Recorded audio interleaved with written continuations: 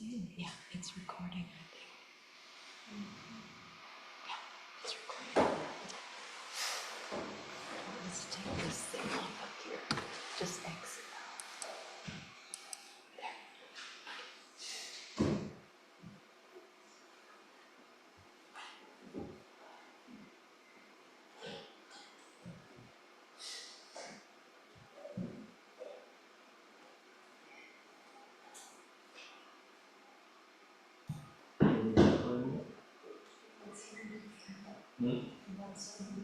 Oh, she's getting some.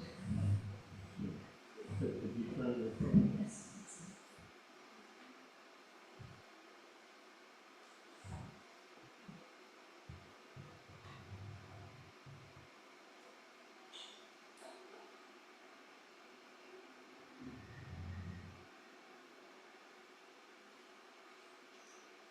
So this is the second day of our retreat. We survived one whole day. And I thought I would just have a kind of a general conversation about what we're doing here, why we do certain things. Well, maybe the first thing to really be clear about is we are we're a 501c3 religious nonprofit. Some of us are priests, so I guess we're a religion. But, depends what you mean by that word, because most religions seem to require that you have faith in some metaphysical teaching that is incredible, like a miracle of some kind, right? That science wouldn't be able to verify.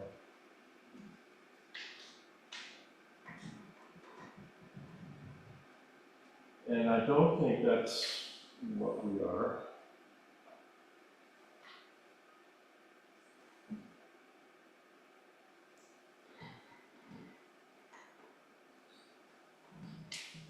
Perhaps it would be more accurate to say we're a spiritual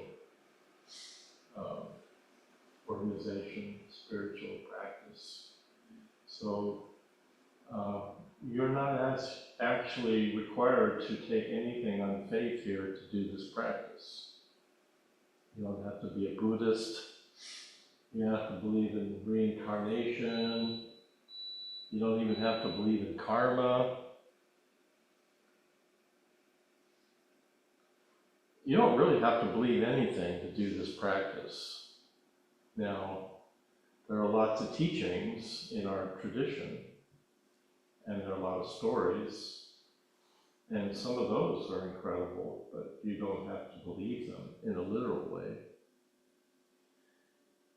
And it looks like we do a service every morning, so that looks like kind of like a worship service, right? But we're not worshiping. We're not worshiping a deity of any kind. There is a statue on the altar, which represents Avalokiteshvara, which is what we call a bodhisattva. So that's not a deity, that's a representation, more or less like an archetype of our own compassionate nature. When we're bowing, we're not bowing to that as a deity, we're bowing to our true nature. So, Julie, would you give me one of the sutra books? So, perhaps the best way to say this is that you're being invited to consider certain teachings here, and if they don't make sense to you, then by all means, don't do them, or don't follow them. In other words, you're really being asked to verify these teachings from your own experience. And this practice is completely, I think, pretty empirical and experiential. So, any questions about that? We could have a little discussion about it. You don't have to be, yeah. I think this is very helpful, I appreciate it. When we're doing some of the Speak up a when little. we're doing some of the chants and stuff, when we're like naming Buddha, and we're doing all these things, naming Buddha, it feels like we are Yes. doing a deity. You know, like when we chant the meal gathas, we're chanting being one with all these Buddhas, right? But to be one with them means you are identifying your own authentic self as that. Now, you can't say that in a lot of religions. If you say, I am Christ, I don't know about how it is, you know, if you said that a couple of 100 years ago, you might get burned at the stake. Or if you said, I am God, as Meister Eckhart pretty much said, he's lucky he didn't get burned at the stake. So you can't say that, but what we're saying is you are Buddha. Buddha was a real person, but he wasn't the son of God. He was a real person. He had trauma and suffering like we do. He realized something, and then the teachings, as the teachings developed in Asia, the Mahayana teachings, they tend to have a more expansive view of Buddha, because it was clear that what Buddha realized, other people also could realize. You and I could realize. And so there could be other Buddhas. And then some of the sutras in the Mahayana tradition are very cosmic, and they're very expansive. And so there's a sense in those sutras that the Buddhas could be anywhere. They could be in other universes that we don't know about. So, like when we're chanting the names of the Buddha in the Milagatha, you're chanting to be one with that, or the experience that conveys. So in the beginning of our meal chant, the first three Buddhas are what are called the three Kayas. The Dharmakaya, the Sambhogakaya, and the Nirmanakaya. And those are three aspects of Buddha. And so the first one, called Dharmakaya, is the Buddha that can't be conceived. It's not conceptual. We can't, it's beyond anything that we say that it is already dualistic. And the reality of this Buddha is it's not dualistic that way. So any name that we give it, even Dharmakaya, in a way is dualistic. So it's a finger pointing at an experience that we can have, which doesn't have any boundary. And we have lots of words for that in our tradition. Buddha's enlightenment was that experience. Big mind, true nature, your your mind, your true mind. It's inconceivable. But that's the Dharmakaya, really big, beyond, can't be measured even, that experience. And that's, the tradition is inviting us to have that enlightened experience of waking up to who we truly are, which is something very big, bigger than who we think we are. And then the Sambhogakaya is called the dream body. So Kaya means body, so Dharmakaya is the Dharma body. Sambhogakaya is sort of the liminal space, the bliss body, the dream body. You have this experience when you're sitting in the early morning where you're kind of half awake and half asleep. Kind of sort of a liminal place. sort of not quite conscious, not totally, so something in the middle. And then the Nirmanakaya is the embodied Buddha, Shakyamuni Buddha, real person, you, me. We've been incarnated into these bodies, and we practice with this body. Those are three kayas, or three Buddhas, three ways of thinking about Buddha. But notice we're not literalizing Buddha, right? It's not something you believe in. It's pointing at an experience we can have.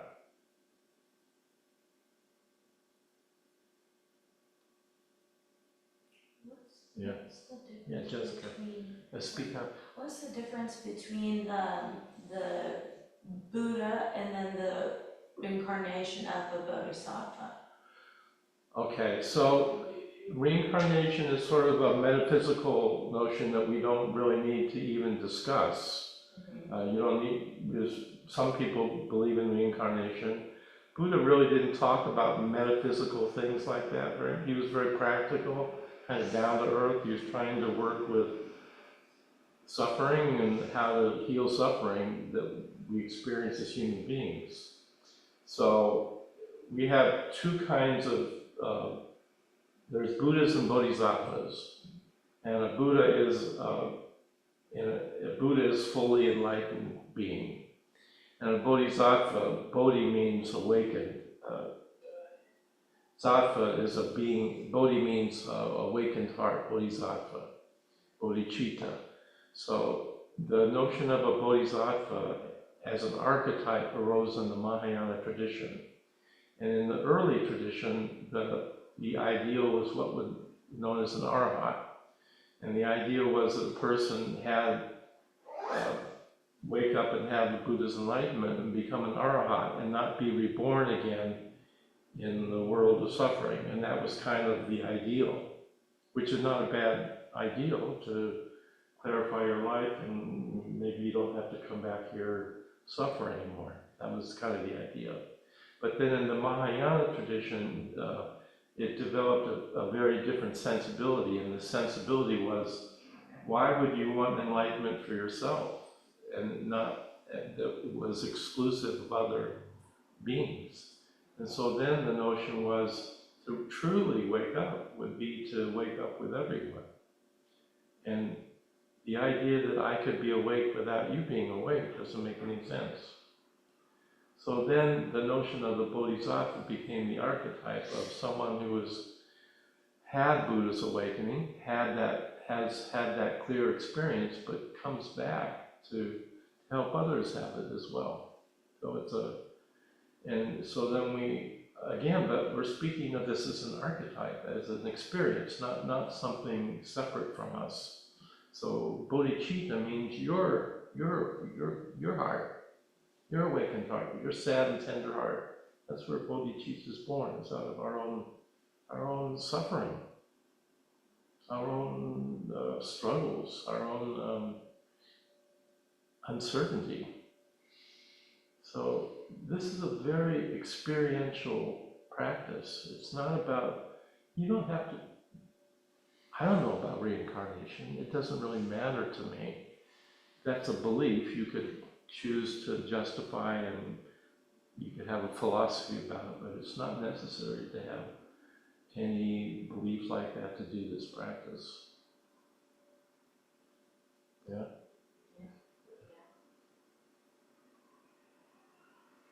What do you think?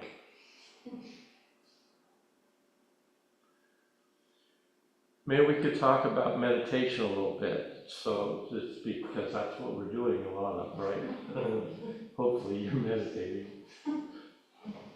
It's not so easy to meditate, is it? I mean, it actually is pretty physical. Yeah. So the way we teach meditation here at the Zen Center, we start with what we call meditation from the inside out. You have to start. The practice starts with just being with your own experience as it is. Not how you would like it to be. Not how you think it should be, but how it actually is, which might be a little disconcerting. So And all our instructions in the beginning are just about being with yourself as you are. You're not trying to construct some special experience. Oh, well, being with myself as I am, that's a little disappointing. That's not particularly so rarefied as being the Buddha or something. And my mind is kind of busy.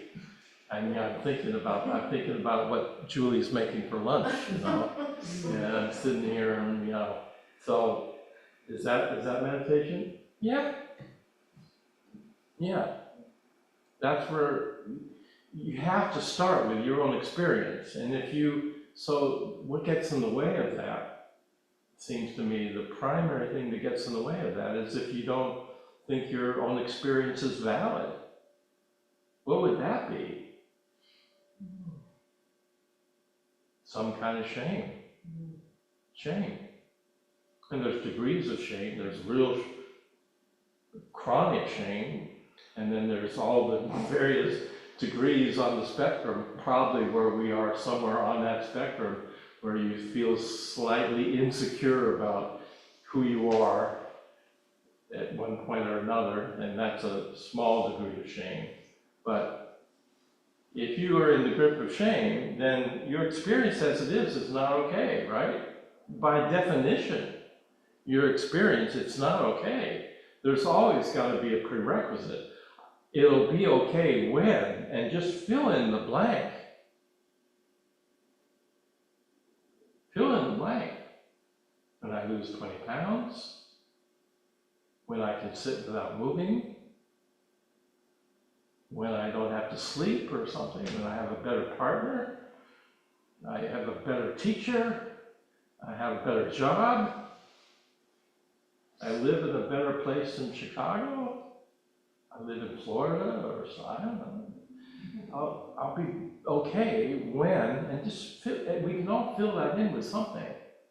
So to some degree, we're all in the grip of what Tara Brach called the trance of unworthiness. And to the degree that we are in that, we have that experience of shame, then our experience as it is isn't good enough. Then you can approach meditation as a self-improvement project, and that is not going to turn out very well. Well, I can speak. That's my wife. So, look, you have to start where you are, and that requires some humility. It requires being honest and humble, and where we are may not be as enlightened as we would like. So then you work with that. And now, so the kind of the basic teaching here is that you are unconditionally worthy. Your worthiness doesn't depend on, you don't have to earn that. It doesn't depend on someone's judgment of you or approval. You are unconditionally good and sane. And that's a basis for this teaching.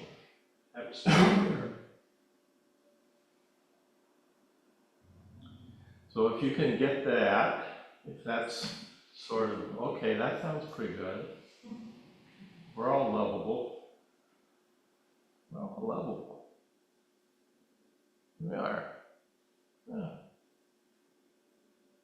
So you get that, and you can relax a little bit.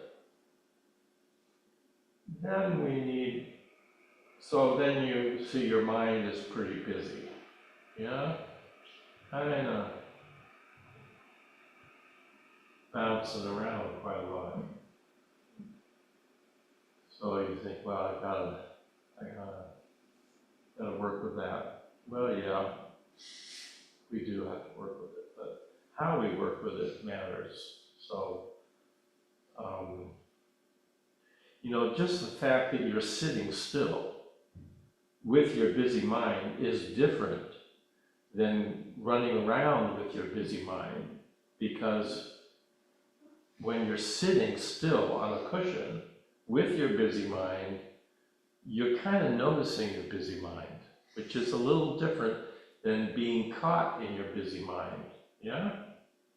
And that begins to be the power of mindfulness, is that you actually begin to see that you are thinking your thoughts.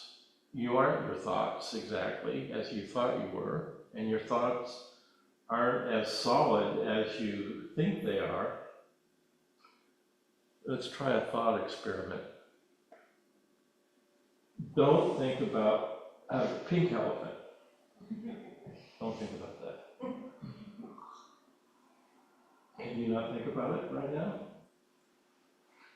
Okay, if you are thinking about it, how long can you? Okay, think about pink elephant. And think about that, and don't lose track of the pink elephant in your mind. How long can you think about pink elephant before some other thought takes its place? Just try it out right now.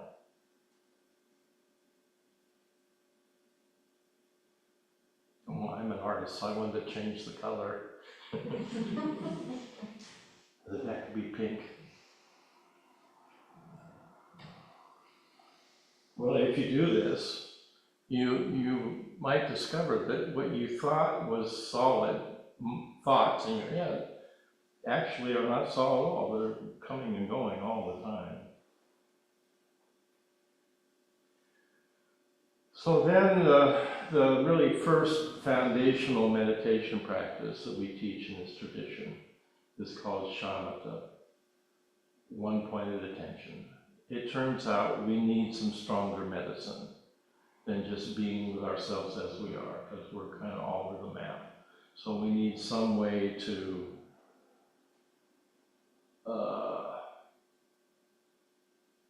be intentional and to keep, how do I put it?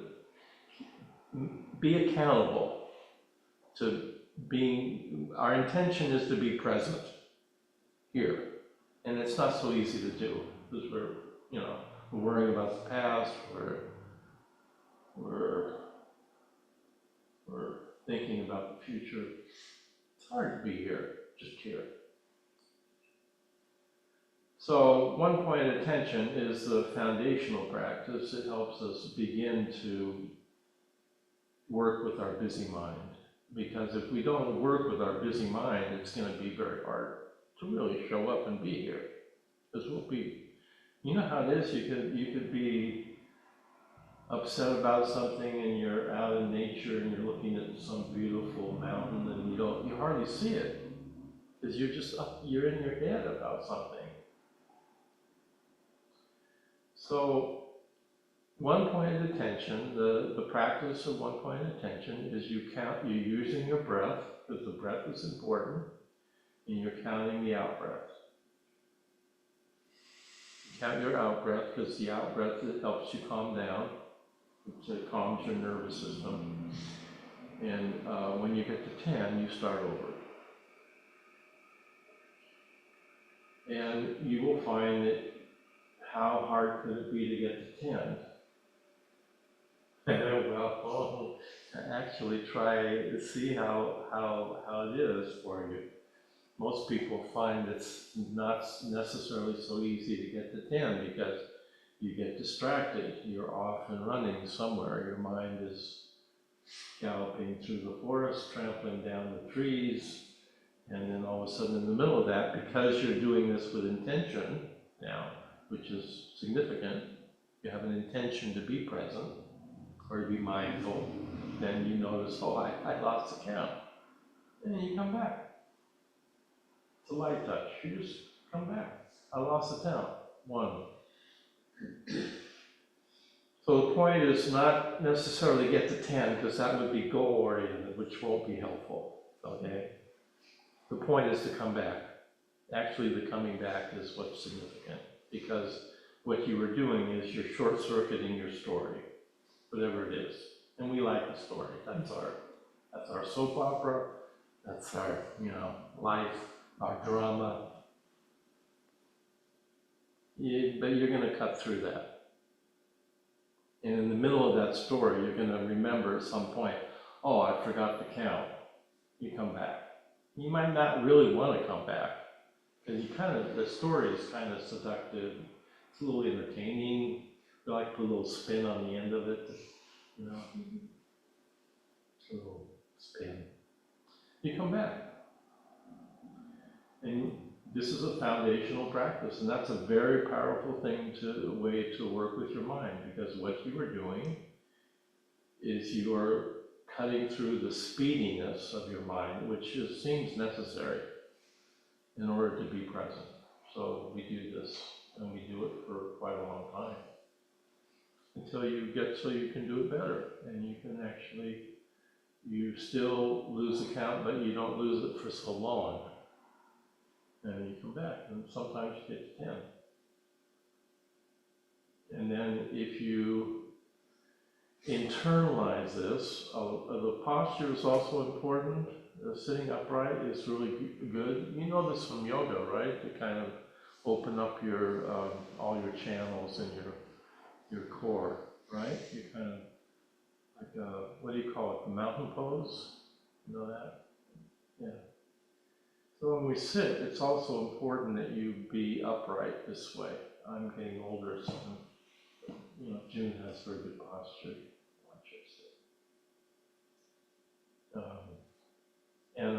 So you internalize this to the point where now meditation is not, it's not a new habit anymore. It's actually become, you've internalized the practice of meditation, and so it's not so hard to do anymore. You just kind of do it.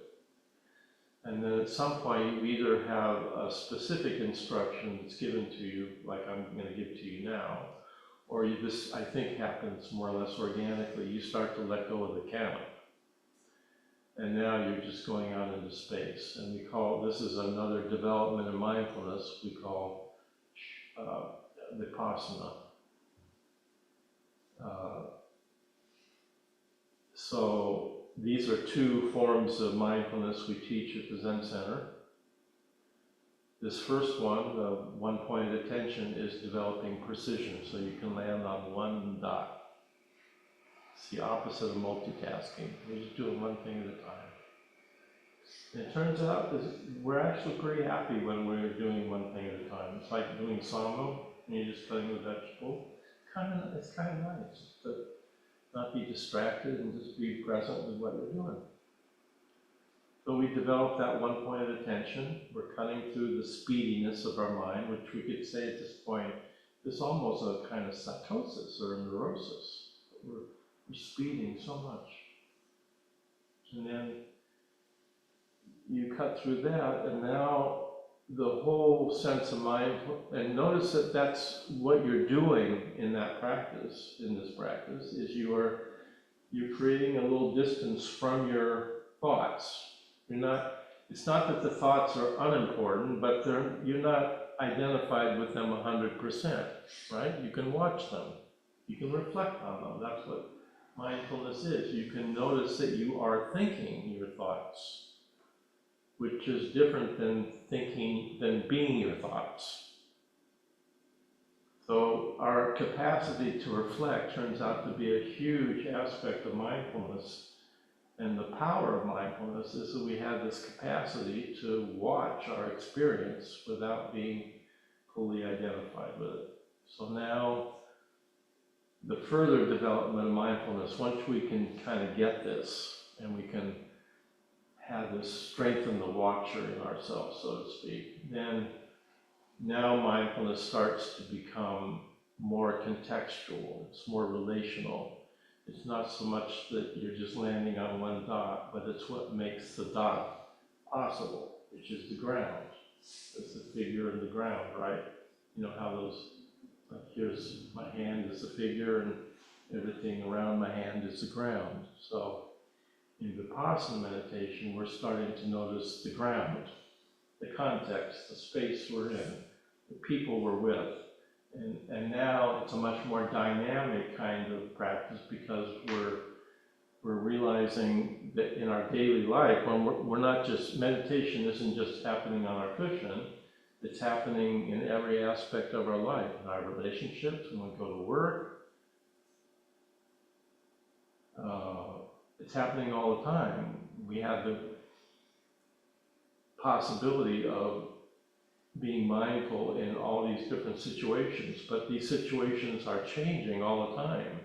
So the context changes. So now we're learning how to read the context and what's the appropriate way to behave in each context that we're in. In one context, you might be a parent.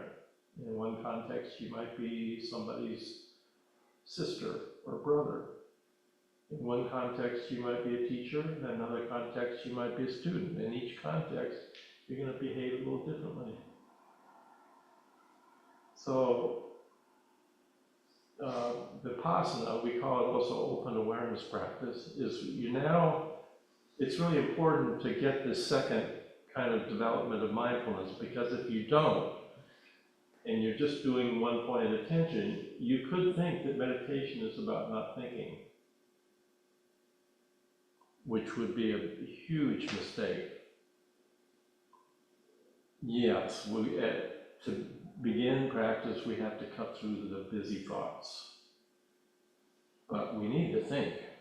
We need critical thinking. We need to solve problems. We need to do things in the world where we have to think. We have to function.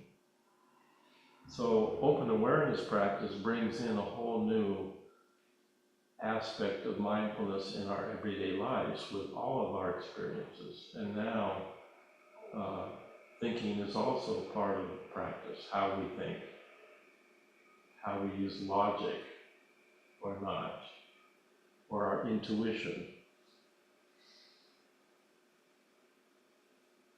So those are two primary forms of mindfulness we teach here at the Zen Center.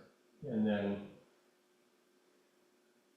going further from that into Zen practice, we do what's called shikantaza, which now you really internalize the mindfulness to a point where you can just sit. And there's no, in both those mindfulness practices, there's still a reference point, which is your breath or the count or the breath. And in shikantaza, which means just sitting, we just sit and there's no reference point anymore. Everything sits. There's no separation between yourself and the world. And in fact, that's what you're being invited to experience for yourself, is to discover that your own mind is luminous and spacious and pristine. It's always here. It's has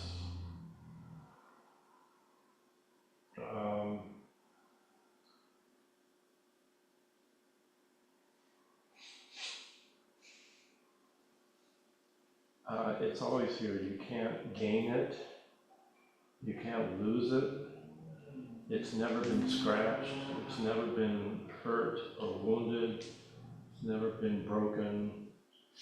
Never been divided. Doesn't have a birthday. Your mind, the real nature of your mind that this tradition is pointing to is that Dharmakaya, that experience that is so expansive that you're so much bigger than who you think you are. And you begin to get the sense of this through the practice, and then that leads to you work with your own suffering, I think, and it's that because you're willing to work with your own suffering, that you have this, we call it bodhicitta. You have this broken heart, this sad, tender heart. This vulnerability, and it's a great source of strength, and it's a source of compassion and love. And bodhicitta is a very powerful thing. But we don't really get this bodhicitta unless we're willing to be with ourselves and not run away from what scares us, from our fears, from our shame, from whatever you suffer. We all suffer in various ways. So usually we're trying to run away from that suffering or distract ourselves from it, entertain ourselves, or blame somebody else for it. That's one of our favorite tactics, is to blame other people. Or try to fix something out there, and so you don't have to fix yourself. So I think the practice very much is about inviting you to be with your own, whatever's coming up for you. And if you sit still long enough, whatever you've been avoiding, it's going to show up here on the cushion. And then the practice is to bear witness to it, just to be with it without judgment. That's not so easy to do. So then you work at that. You notice, oh yeah, I got quite a few judgments about myself and other people. And you work with that, and you realize that's getting in the way of this pristine mind. It's getting in the way of actually seeing the truth of who I am, the truth of who you are. I want to see your Buddha nature too. So if I'm judging you, I'm not seeing your Buddha nature, that's for sure. I'm not seeing my own projection. So this bodhicitta then becomes a source of a lot of strength, is that because you have developed this capacity to be with yourself, you can feel a little bit more dignified as a human being. You sort of have, that's actually an accomplishment, to be with your own suffering and not run away from it. That's a pretty big deal. Not a whole lot of people do that, really. So then, what's born out of this practice is the Bodhisattva vow. You actually realize that you have an aspiration which is not totally intellectual. You have an aspiration to heal suffering wherever you find it in the world, in others, in yourself, wherever it is. If you can, you'll heal that suffering if you have a way to do it. And that becomes the primary orientation of our practice, is really the Bodhisattva vow.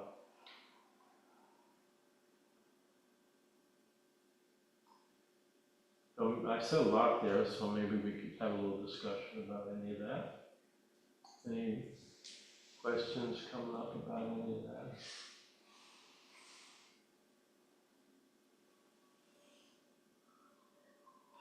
I guess I understand my reasons for being here or what I want to get out of meditation, but on a larger scale, are we all doing it for the bettering of ourselves in order to better the world, or is there? Well, that's up to you. No, it's totally valid to be here for whatever reason you're here for, and that's your reason. Yeah. Might be different than hers or his. Everyone may have a different reason for being here. People come to Zen centers for all kinds of reasons, and that could change and morph over time if you come back. Or it might not. You might not ever come back again, and you get what you got out of this 3-day retreat that you're doing, and you got what you came here for, and that's fine. Yeah. Is there a bigger, maybe, reason? Well, that's up to you. If you want to inquire more and find out about yourself, then it's up to each one of us how much we want to look at ourselves and see what we find or what we discover. Completely up to you. So all the teachings are is a finger pointing at something, and the teachings are an invitation for you to inquire. And mindfulness, meditation helps you inquire a little bit more clearly with less confusion about your own authenticity, which I think we're all, whether we know it or not, I think we're all longing for that, to be authentic, to be authentically who we are. And I think whether we're conscious of it or not, I think most people are. And we suffer a lot because we're usually looking in the wrong place. We look for, you know, the happiness we get in the world is fleeting and ephemeral. It doesn't last. And if you look for it too aggressively, then that could lead to addictions, which might be a temporary happiness, but clearly won't, in the end, probably won't be very satisfying. So I think the question really is, what is a good life? And we have all kinds of stories in our culture about what a good life is, being successful, making money, having status, power, influence. What is a good life? I mean, what's a good life to you? What's a good life look like?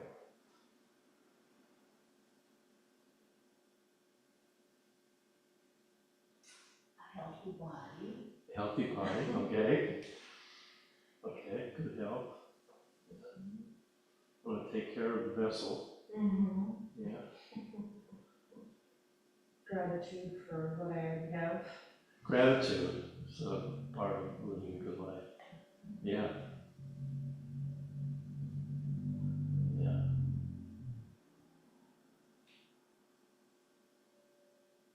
Good friends. Good friends? Good friends. Good friends. Oh, so important. I keep saying this, I think we're the loneliest country in the world. And the statistics now for loneliness are really shocking. Maybe a third of our population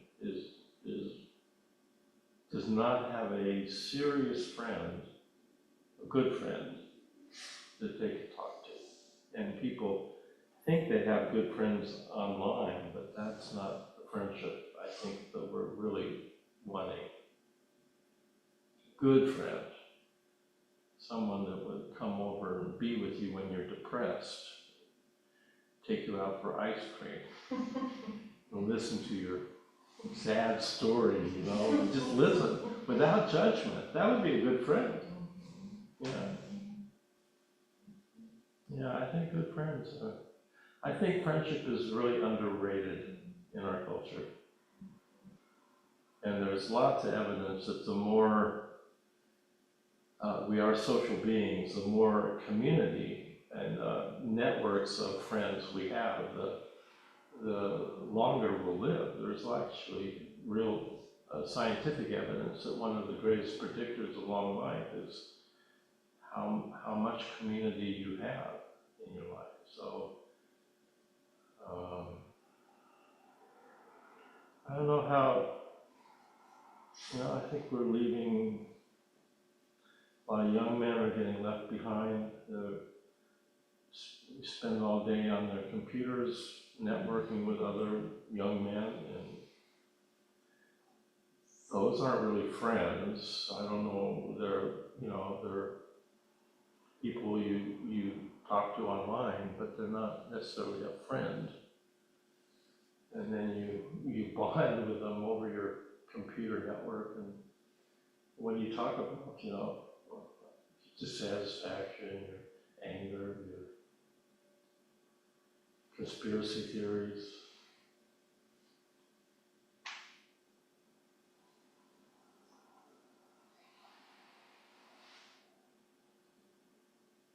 Yeah, I mean, the statistics for young girls too, teenagers. When was this? iPhone was invented, what was it, 2010, I think. This guy wrote a really good book called The Anxious Generation. Have you read this guy? he was talking about this, the statistics for depression and suicide went up dramatically after 2010 for teenagers. Teenage girls, teenage boys really went up dramatically. So there's something about our culture that has isolated us with the technology in our own respective silos, and makes it very hard to sustain good friendships.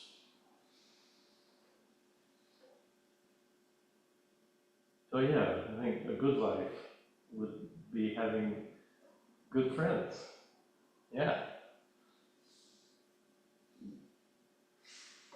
What else? What else would be a good life?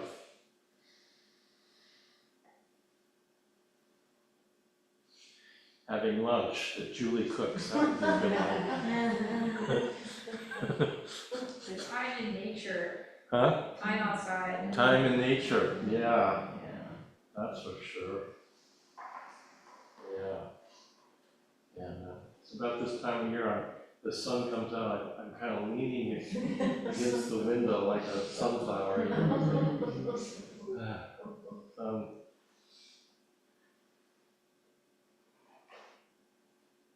A clear mind? Hmm? A clear mind? Clear mind, yeah. Yeah. I love that. I was trying to formulate the right word for the clear mind. That's exactly it. I was thinking a mind inclined to love. I think clear mind also. A focused mind, actually, is not a small thing. There's a Killingsworth did an experiment at Harvard many years ago, and he wrote an article based on his research called, the title of the art, it was in Science magazine, it was called "A Wandering Mind is an Unhappy Mind." And he did this experiment where he gave a bunch of people an app on their phone, and then he polled them during the day. And he polled them and he'd say, what are you doing right now? And on a scale from 1 to 10, how happy are you? And what he found, this is really interesting, he found that when people were doing something that they were focused on, one thing, and it didn't have to be their favorite thing, it might be cleaning a toilet, which is not their favorite thing, but if they were just cleaning the toilet, they tended to rate higher on the scale of happiness. That should tell you something about clarity and focus, is that we are in a culture now where our minds are constantly distracted and fragmented all the time. It gets hard to even, just try sitting down at your computer and writing a long text without being interrupted by a beep or a bong or a boop.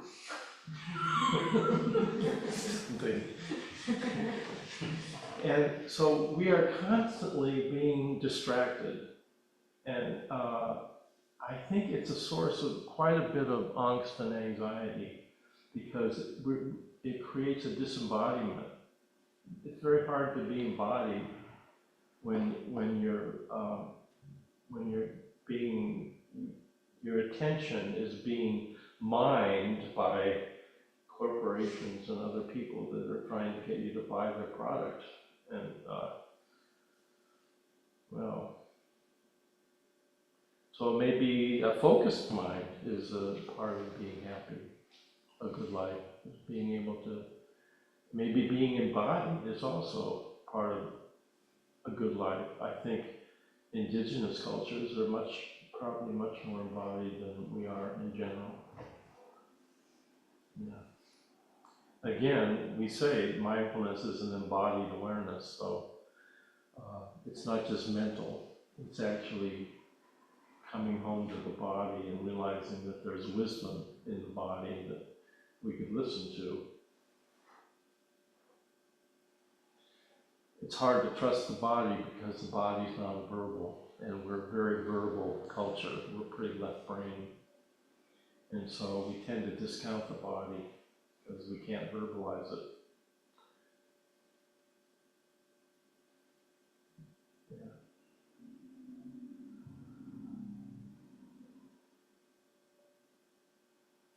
listen to your body? Huh? Sorry, that's a loaded question. How do you listen to your body? Well, that's a good question. How do you listen to your body? It's not that I think you could say our culture is obsessed with our bodies in a cosmetic kind of way. We're obsessed with youth. But I don't think we necessarily respect the body. That's different. So how you get to that is, I think you have to slow down and be with yourself long enough to notice you have a body that's trying to tell you something. And we're just generally not, we don't reflect.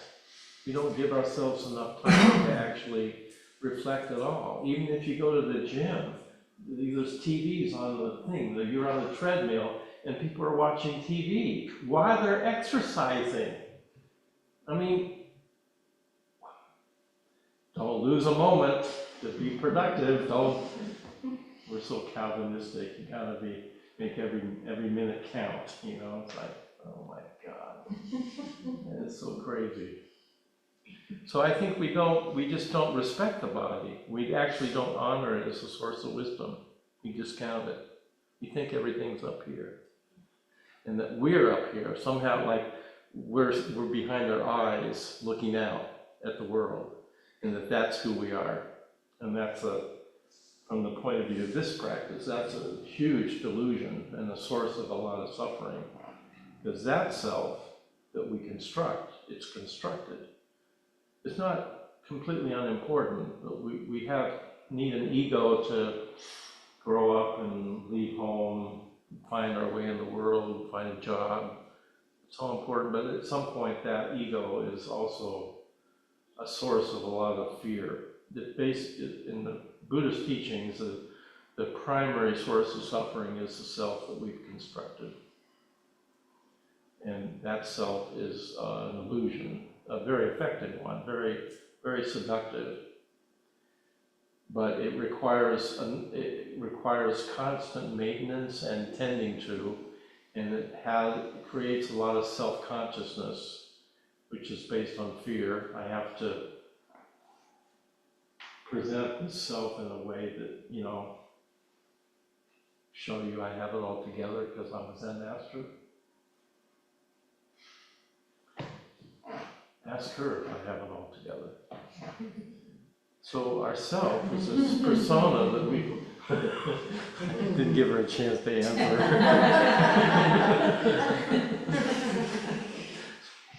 So this self is based on fear because we're afraid of losing it.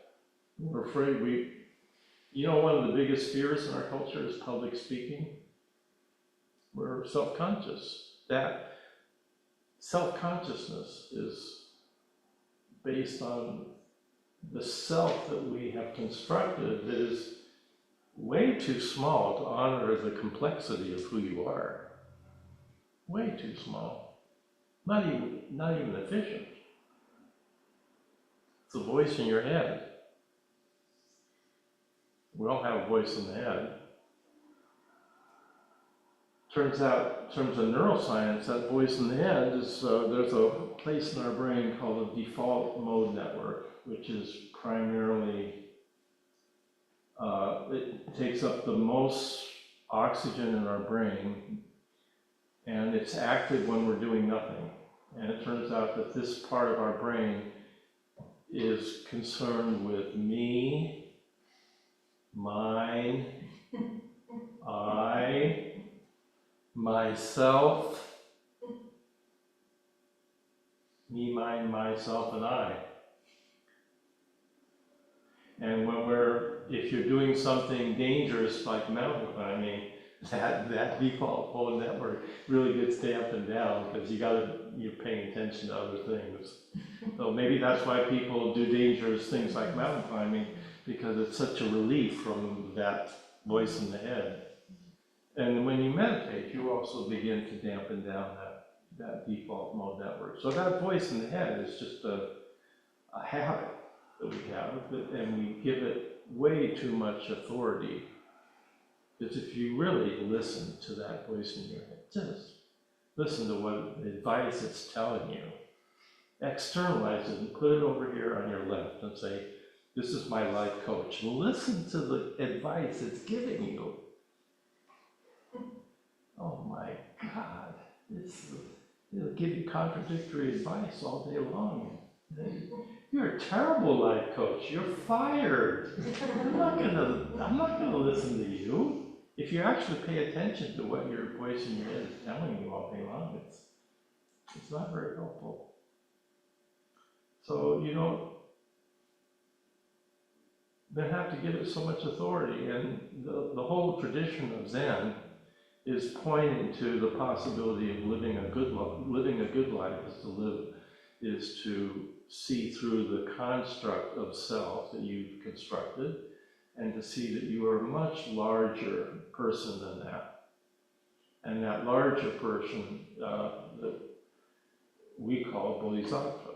That you can live a larger life that's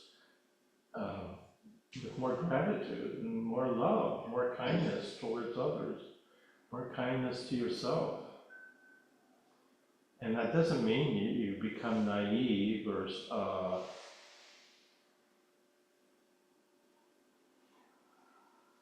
and it doesn't mean that you don't see things clearly for what they are. Roshi, isn't everything that we think about ourselves, isn't that all ego? Well, as long as there's a reference point, there's an ego. Ego requires a dualistic reference point of this and that. So we do this with our minds. It's just really amazing how powerful our minds are. You create a reference point because it gives you something to hang on to, because life is, let's face it, life is chaotic and uncertain, and you never know when you're going to die or get sick or whatever's going to happen.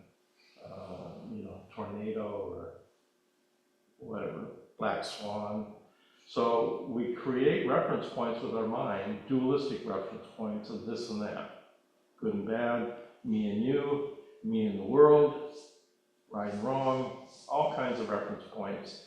And that, once we have those reference points that we're hanging on to, then it creates some sense of central headquarters somewhere around here that is me, that I have to check in on all the time to make sure that me is looking good to you, that me is okay, me is funny, me is...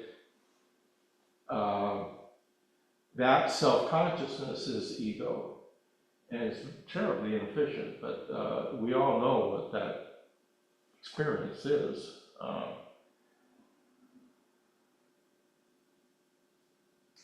It's like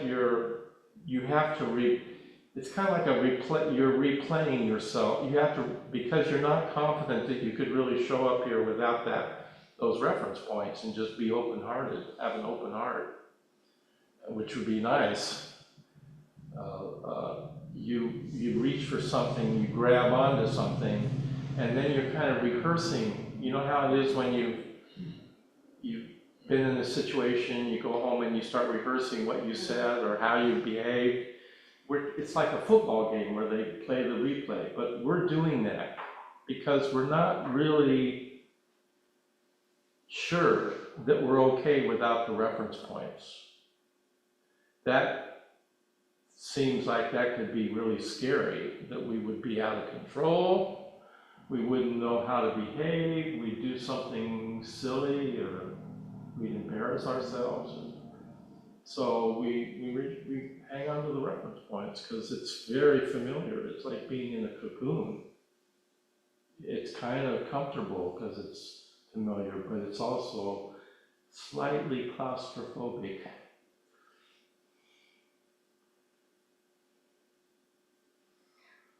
Much everything. Yeah. I think that's why the silence is so nice. Yeah. Because it takes the ego out of everybody. Yeah. Yeah. I think if you really trust stillness, which this practice is inviting you to do, it's hard. We all know from doing this, it's not so easy. We're all kind of antsy and, it's hard to sit still. But the more you trust that and the stillness, I think you find in that the nature of your mind, which is much larger and luminous, and doesn't have anything to do necessarily with the content of your thoughts or feelings. It's an experience before that that's indivisible, and it's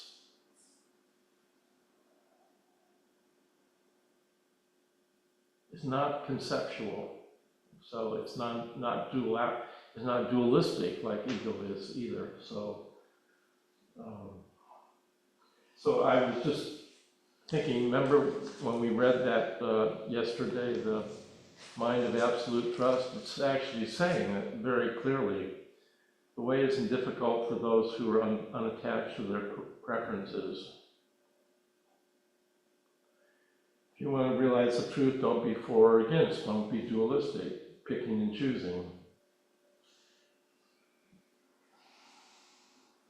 The mind is vast as infinite space. It is perfect and lacks nothing. But because you select and reject, you can't perceive its true nature.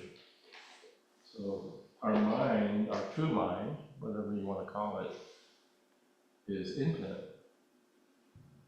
And it's always here.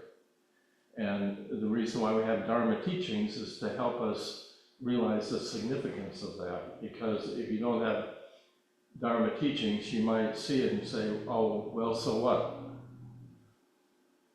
And not get that this is actually liberating to see this, that we are this mind. So we are playing an infinite game here. It's important to know what kind of game we're playing. There are finite games, like football,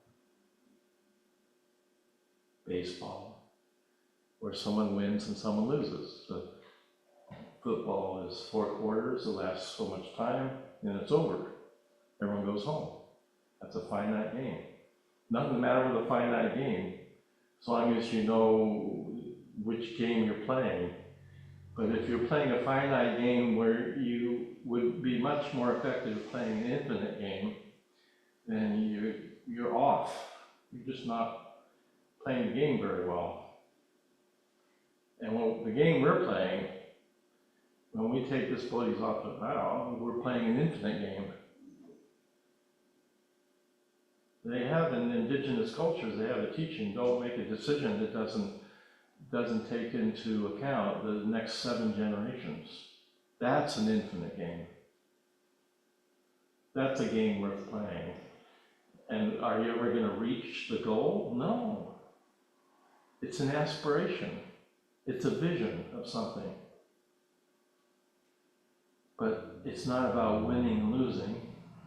It's not about growing our Zen center and being bigger or having more members. It's about activating our vow to save all sentient beings. That's an infinite game. And when are you going to save all sentient beings? When does that game end? So it's an impossible vow. And that's a vow worthy to have, is one that's impossible. That's something you can chew on. But if it's a finite game, then it's okay. I was very athletic when I was younger. I liked competing in sports. Loved competing. Like competition. But that's a finite game. And this isn't. The spiritual path is not. It's an infinite game. And that's a much bigger kind of game to be playing. So, any final thoughts, questions, comments? Probably all hungry. Gonna have lunch.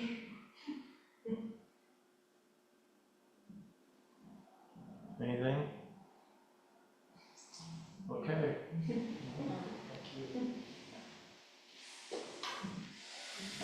Prepare for lunch.